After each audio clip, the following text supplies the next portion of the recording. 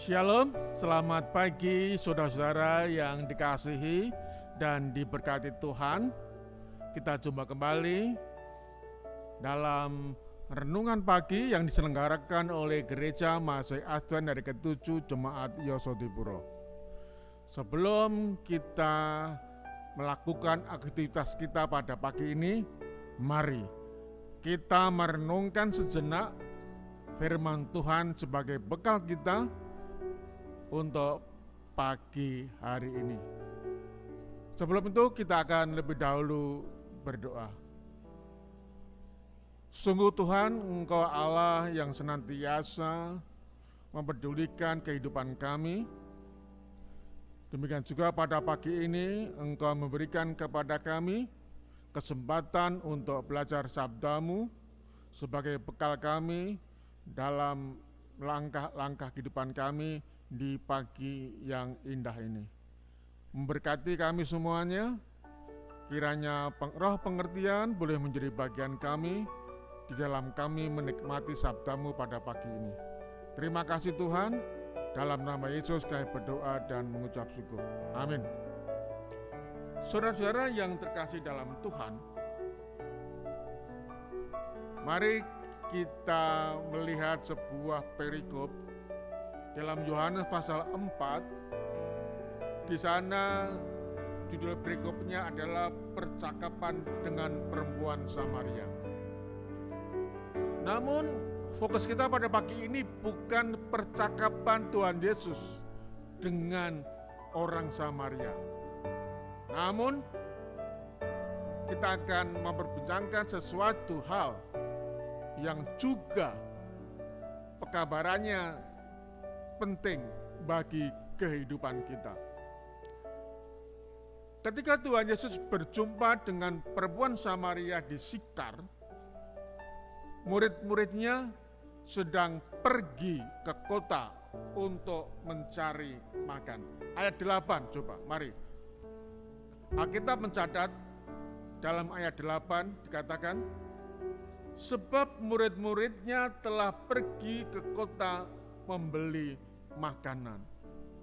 Jadi tinggal perempuan Samaria dan Tuhan Yesus. Dan seperti tadi saya katakan, kita tidak berfokus pada percakapan Tuhan Yesus yang penuh dengan makna yang dalam tentang pertobatan, tentang penginjilan, namun kita akan membahas ayat-ayat setelah itu. Mari. Ayatnya yang ke-31. Dikatakan, sementara itu murid-muridnya mengajak dia, katanya, Rabi, makanlah. Ayat 32 dikatakan,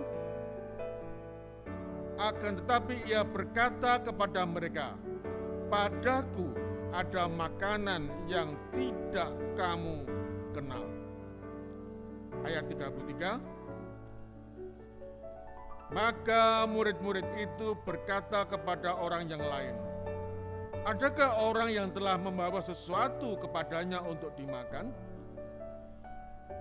Kata Yesus kepada mereka, makananku ialah melakukan kehendak Dia yang mengutus aku dan menyelesaikan pekerjaannya. Saya ulangi, makananku ialah melakukan kehendak Dia yang mengutus aku dan menyelesaikan pekerjaannya. Saudara-saudara yang terkasih dalam Tuhan, sebuah pertanyaan di sini. Adakah Tuhan Yesus ini merasakan lapar? Adakah Tuhan Yesus membutuhkan makanan? Ya. Tuhan Yesus merasakan seperti kita, lapar, perlu makanan. Namun dalam percakapan dengan murid-muridnya ini, Tuhan Yesus mempunyai satu pandangan yang berbeda dengan murid-muridnya. Tuhan Yesus mengarahkan pikiran dari murid-muridnya dari makanan jasmani kepada hal-hal yang rohani. Itulah sebabnya Tuhan Yesus mengatakan, makananku ialah melakukan kehendak Dia yang mengutus aku dan menyelesaikan pekerjaannya. Ada dua, yaitu melakukan kehendak Bapa yang mengutus Dia dan menyelesaikan pekerjaannya. Luar biasa, saudara. Dan murid-muridnya diarahkan untuk menikmati makanan yang lebih penting dibandingkan dengan makanan jasmani. Kita tahu bahwa makanan itu penting. Makanan itu adalah hal yang sangat dibutuhkan oleh tubuh kita. Bagaimana kalau tidak makan? Maka akan mengalami kelaparan dan seterusnya menjadi kurus kering. Namun Tuhan Yesus mengarahkan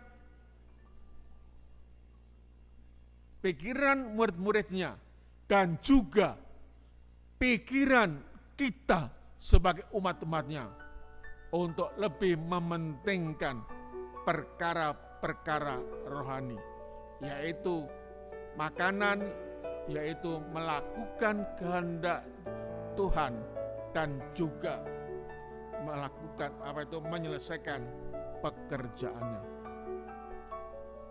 Dua poin penting dibandingkan dengan makanan jasmani yang setiap hari kita makan. Dan ini adalah makanan rohani yang disiapkan, ditunjukkan oleh Tuhan Yesus. Bagaimana dengan kehidupan kita sebagai umat-umat Tuhan? Apakah kita sudah melakukan, sudah memakan makanan rohani yang disiapkan oleh Tuhan Yesus, yaitu melakukan kehendak Bapa di surga dan juga menyelesaikan pekerjaannya?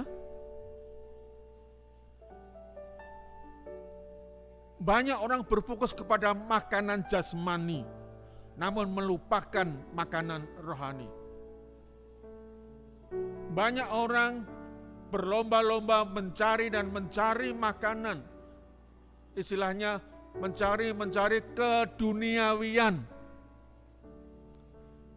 Namun mereka melupakan makanan rohani, yaitu melakukan kehendak Bapa dan menyelesaikan pekerjaannya.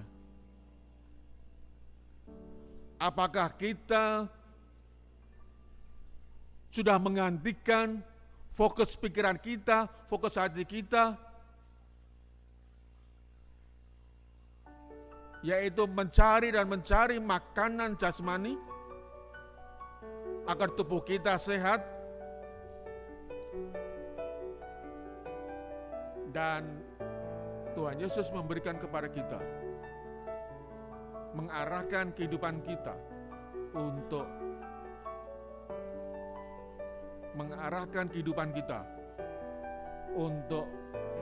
mencari makanan rohani. Biarlah pada pagi hari ini, saudara yang kasih dalam Tuhan, mari kita lebih mengutamakan makanan rohani.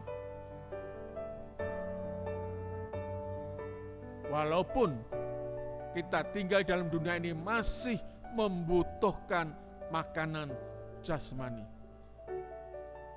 sehingga kehidupan kita sehat di dalam jasmani kita, namun juga kita sehat di dalam kehidupan rohani iman kita, di dalam pelayanan kita, di dalam jemaat. Dan inilah yang Tuhan inginkan. Sehat jasmani dan juga sehat rohani. Kiranya pekabaran pada pagi hari ini, agar kita lebih mengutamakan makanan rohani, boleh menjadi bagian kita masing-masing. Melakukan kehendak Tuhan dan menyelesaikan pekerjaan Injil yang sudah dipercayakan kepada kita untuk kita lakukan di dalam kehidupan iman kita. Selamat pagi, Tuhan memberkati. Amin.